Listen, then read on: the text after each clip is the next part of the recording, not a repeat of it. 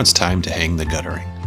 To begin, we will start by putting a board in between the two support posts. Since our deck does not have a cantilever or a support beam running the length, we'll need this in place to attach our guttering to. We will line the board up with the marks that we put on the support posts earlier when we were determining pitch and slope.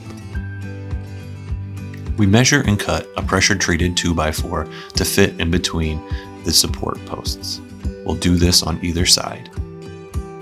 Next, we'll want to get a measurement for the entire length of the guttering that we'll be hanging. Then we'll take that measurement and cut our guttering to the exact length, putting in end caps and sealing both ends with caulk.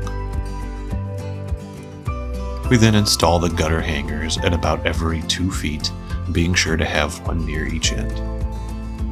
Now we'll hold the gutter up to the lines that we marked earlier on our posts. This should give the gutter the proper drainage. Now we'll use the enclosed galvanized screws to attach the gutter with the gutter hangers to the board.